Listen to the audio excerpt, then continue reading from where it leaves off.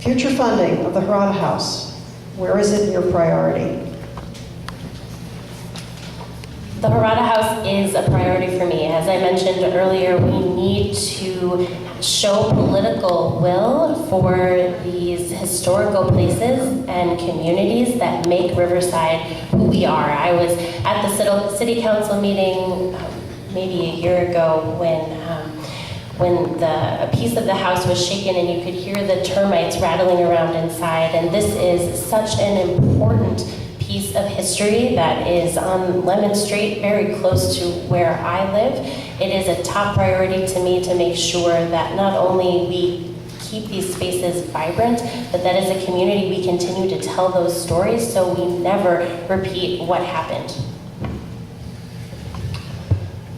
Harada House is really important from a historical perspective and from a civil rights perspective. That said, the building itself is in terrible condition. It is being held up from the inside by scaffolding. You don't see it from the outside. But if you go inside the building, you cannot just walk around freely. It is full of scaffolding to hold the place up. The city has invested over $200,000 in engineering analysis and studies to date, and the city helped form Harada House Foundation that will raise the money to complete restoration and have an ongoing endowment for long-term maintenance. It is currently under the care of our city's museum, not an open facility. It will be difficult to open the facility to the public in any event without significantly modifying it, because all of the floors are either raised or lowered above ground level.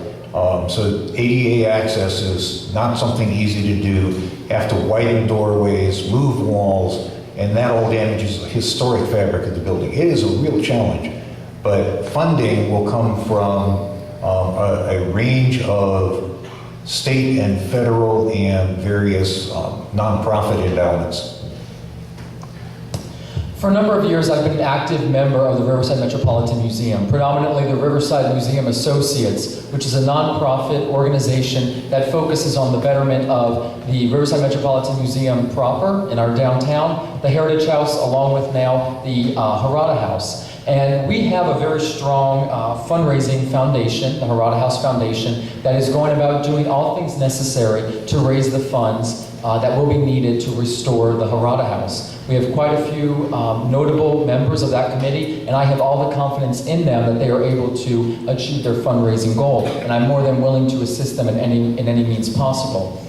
Earlier this evening, I spoke about the importance of historic preservation, and that is why I'm committing to you to do all that I can to ensure the Harada House is in fact restored. Historic preservation is the way we go about telling our story here in Riverside. It is the way we attract people to our city to come and visit our city, and in some cases perhaps move to our city, spend money in our city, and those are valuable things that we must be using. So I think the future for the Harada House is indeed bright. The progress may be slow, but the future is bright.